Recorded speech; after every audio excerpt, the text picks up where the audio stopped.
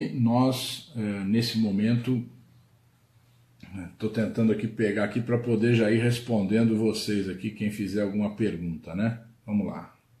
É isso aí, a Rosa... Ixi, não está dando. Vamos ver se... Espera aí que nós já vamos começar para valer. Aqui. Bom dia a todos que estão nos ouvindo. Nós queremos aqui dizer a vocês que ontem tivemos uma grande batalha, né, que foi, anteontem, que foi a resistência à tentativa da Polícia Federal e particularmente do juiz Sérgio Moro que Lula se entregasse lá em Curitiba.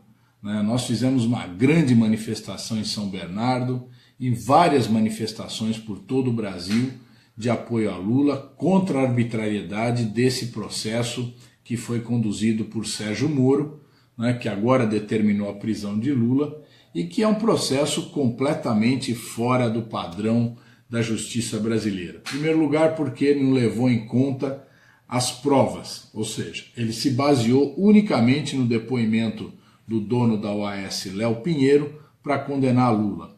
E não levou em consideração os argumentos da defesa. Portanto, ele estava determinado a condenar Lula, a prender Lula. Né? E isso foi referendado depois pelos seus parceiros aí do TRF4, que referendaram de forma unânime, o mesmo voto, todos iguaizinhos, para não ter possibilidade de qualquer embargo da parte da defesa. Então, é um processo que andou numa velocidade que nunca nós tínhamos visto, né? Nós inclusive já denunciamos isso, é só comparar o processo do Lula com o processo do Eduardo Azeredo, que foi governador de Minas Gerais, do PSDB. É só comparar com como são feitas as investigações sobre os tucanos. Né? Os tucanos eles permanecem completamente tranquilos, né? Sem nenhum aborrecimento. Agora que prenderam aqui o Paulo Preto, mas prenderam com uma acusação tão frágil, né, que é bem possível que ele seja solto aí nos próximos dias. Pois bem, todo esse processo contra Lula culminou agora na prisão dele, ainda com o referendo de uma maioria eventual do Supremo Tribunal Federal, porque a presidente do Supremo Tribunal Federal, a Carmen Lúcia, ela, que ela fez? Ela, ao invés de colocar em discussão se pode ou não pode haver prisões após o julgamento de segunda instância, a condenação de segunda instância, ela, ao invés de discutir isso, que mudaria a jurisprudência do Supremo Tribunal Federal, ela preferiu colocar o habeas corpus do Lula antes de colocar esse outro. A Rosa Weber fez um voto bastante confuso, né, uma hora apontando que seria a favor do habeas corpus, depois mudando para o outro lado, né? Por quê? Porque ela disse que ela mantém a posição dela de ser contra a prisão depois do julgamento de segundo grau, mas ela acata a posição da jurisprudência em vigor, portanto ela negou o habeas corpus a Lula. Então é um processo assim que totalmente manipulado, é uma vergonha. Está repercutindo internacionalmente, nós estamos colocando aí na nossa página até o noticiário do SBT, veja só vocês, nem o SBT conseguiu esconder como é que está a repercussão internacional negativa desse processo contra Lula. Então, é uma operação, né, conduzida pelo Sérgio Moro, com apoio do Ministério Público de Curitiba e com a Polícia Federal, com o objetivo de tirar Lula do jogo eleitoral. Essa é a função central, impedir que Lula seja candidato. E impedindo que Lula seja candidato, tentar legitimar um novo governo conservador, reacionário, que entregue o país aos estrangeiros, como já vem fazendo Michel Temer, né, que faça a reforma da Previdência, como ele tentou fazer, e que aprofunde ainda mais as retiradas de direitos do povo brasileiro, como ele já fez na reforma trabalhista. O objetivo deles é esse, eles querem entregar o Brasil, eles querem liquidar tudo que nós conquistamos ao longo da nossa história, especialmente no pós-guerra, né, pós-segunda guerra, quando o Brasil teve grandes avanços não só no campo do desenvolvimento, mas também no campo da democracia. É verdade que nós tivemos 20 anos de ditadura militar no nosso país, mas nós soubemos enfrentar aquela ditadura e enfrentamos alargando os espaços da democracia. Foi dessa forma que nós enfrentamos. Se a gente recapitular a história do Brasil, o povo brasileiro foi vitorioso elegendo Getúlio Vargas em 50, depois ele se suicidou em 54, graças à pressão exercida principalmente pelo jornal O Globo. Veja só a família Marinho onde começou. Depois nós tivemos a vitória com Juscelino Kubitschek, que promoveu um ciclo de desenvolvimento muito grande no país, com a construção de Brasília, com a industrialização. Depois nós tivemos o governo e eles tentaram derrubar, impedir a posse de Juscelino e depois fizeram de tudo para acabar com o governo dele. Depois nós tivemos a vitória, que foi a posse de João Goulart, que eles tentaram impedir a posse de João Goulart. E depois João Goulart iniciou as reformas de base e eles deram o golpe militar. Foi a única forma de derrotar a organização do povo, a manifestação do povo, os avanços que a gente vinha conseguindo naquela época. Pois bem, foram 20 anos de ditadura.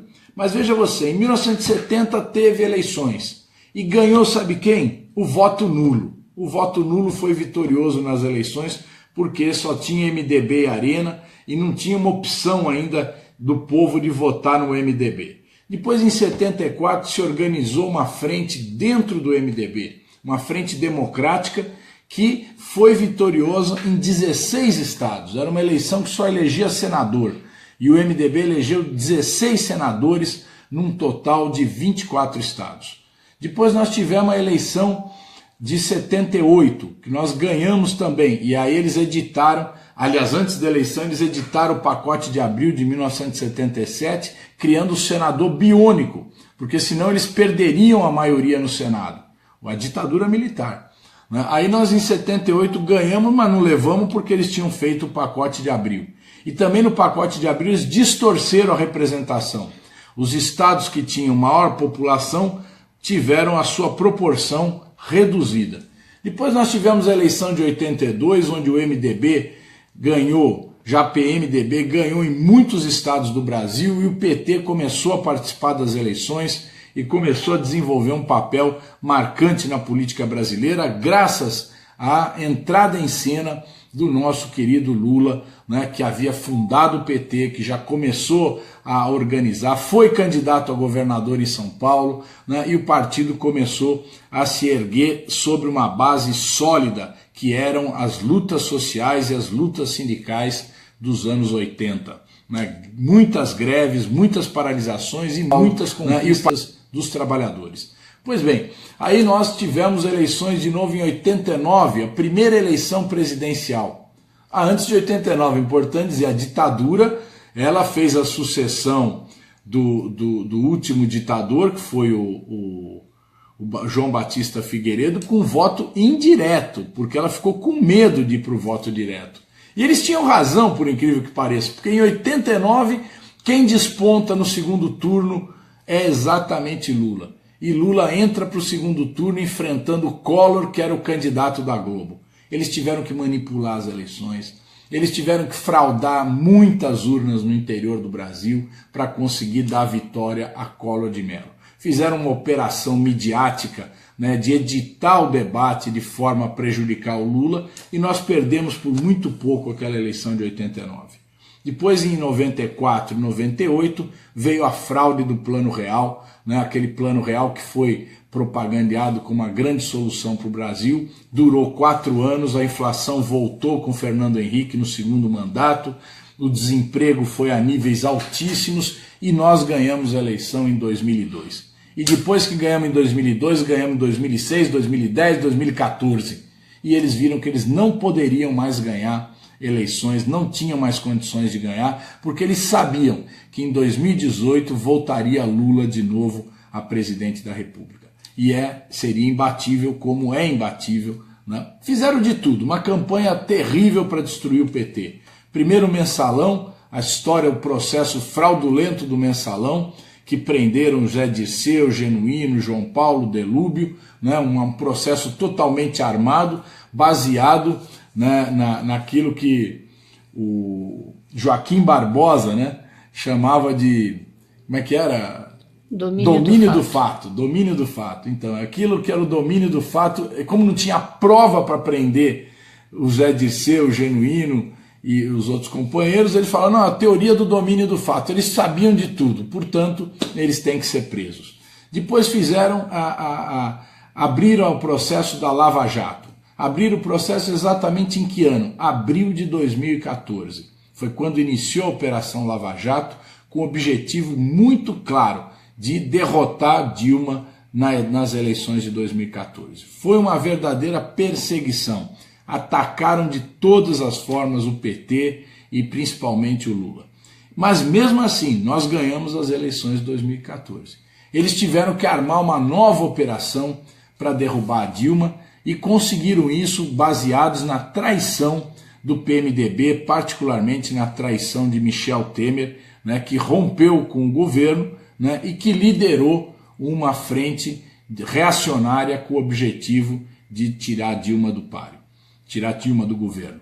Pois bem, eles achavam que o PT estava morto, que Lula estava morto, estava tudo liquidado e daí para frente eles iam fazer o que queriam. Não conseguiram. Conseguiram aprovar a reforma trabalhista, é verdade, conseguiram aprovar a mudança na lei do petróleo, mas o resto ainda está em processo. Não conseguiram avançar na reforma da Previdência, não conseguiram entregar importantes áreas de mineração na Amazônia, né? Não conseguiram retirar vários direitos que nós resistimos fortemente, né? Como, por exemplo, a questão do trabalho escravo, do combate ao trabalho escravo, que era uma bandeira, é uma bandeira dos ruralistas. Então, tem muita coisa em disputa ainda no Brasil.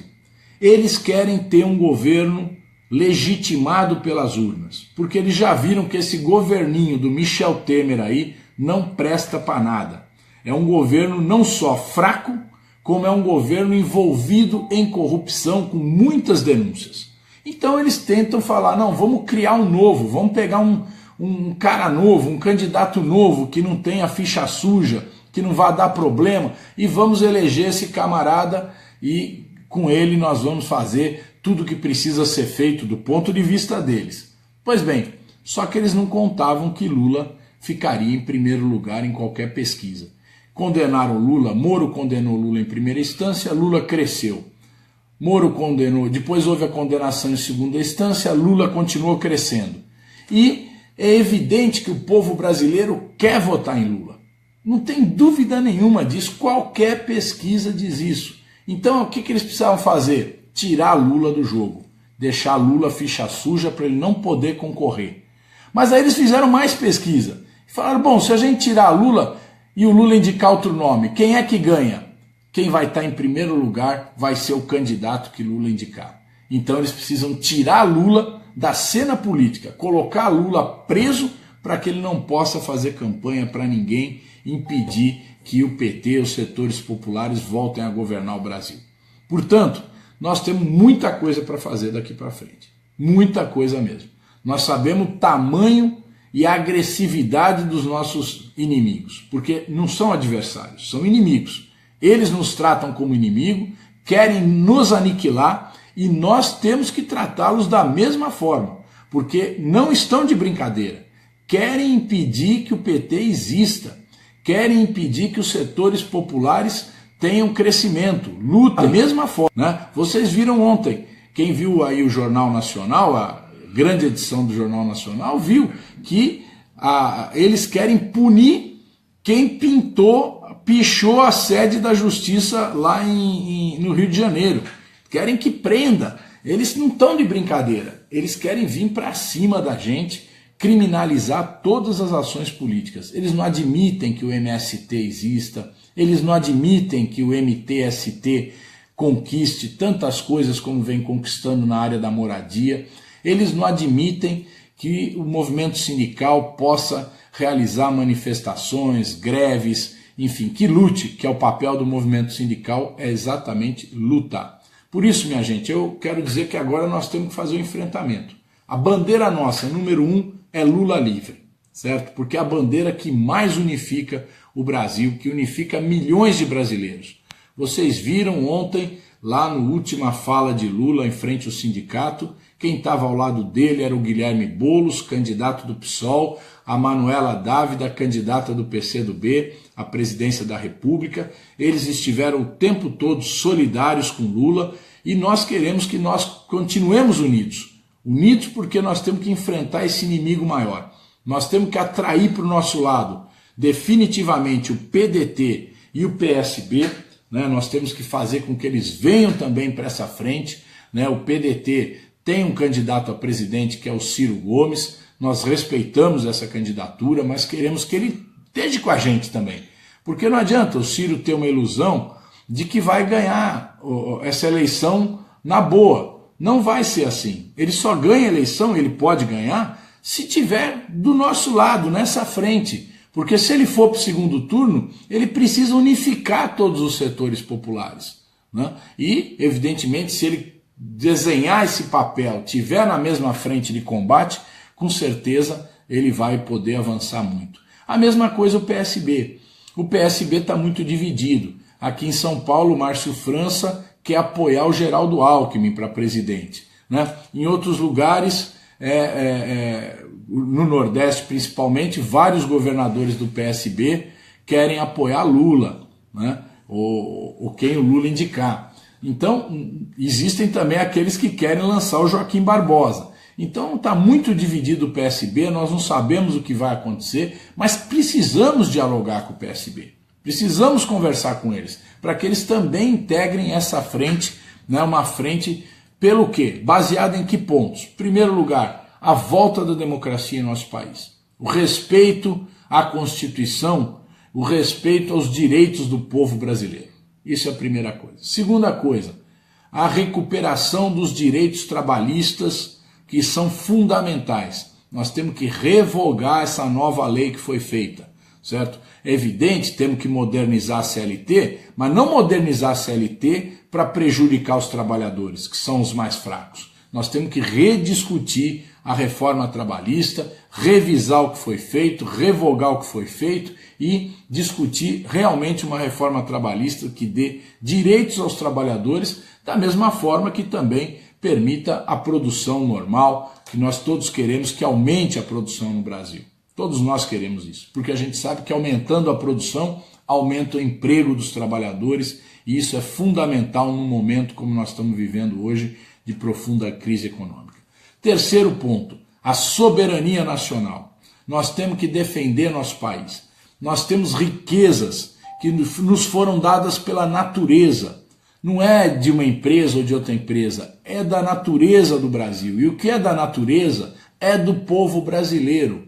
O petróleo do pré-sal, que é uma das maiores jazidas de petróleo do mundo e uma das mais produtivas, ele tem que pertencer ao povo.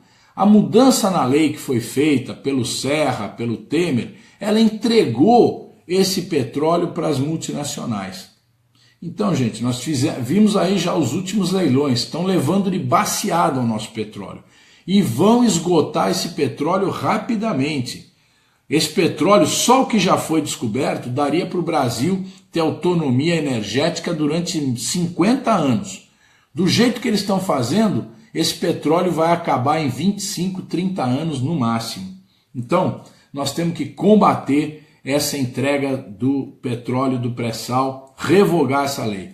E temos que, ao mesmo tempo, resgatar a soberania nacional. E quero dizer, aqueles militares honestos, aqueles militares que pensam no país, têm que olhar para isso.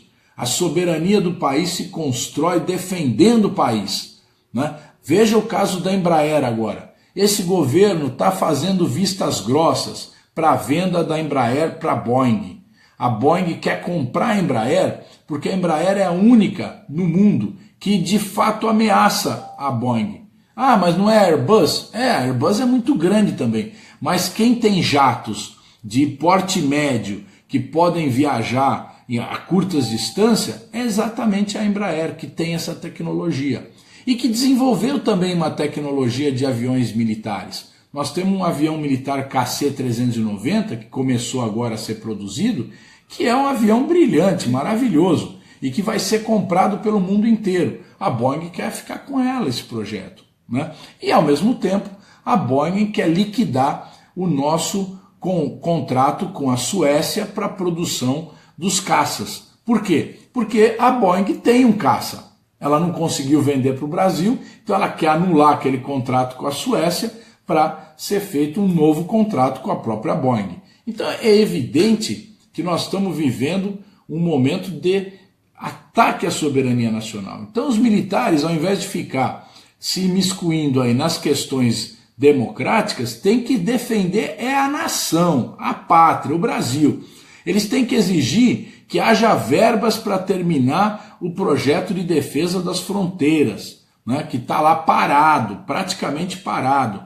E a gente sabe, as drogas, as armas, o contrabando de drogas e o contrabando de armas entra pela fronteira, principalmente na Amazônia. Então tem que ter um investimento grande na defesa da Amazônia, né? Segundo, também temos que desenvolver o projeto do submarino nuclear, tem que ter garantia que vá até o fim e iniciar outros projetos de construção de navios militares, de defesa. E precisamos também concluir o KC-390 e o FX-2, que é o projeto dos caça.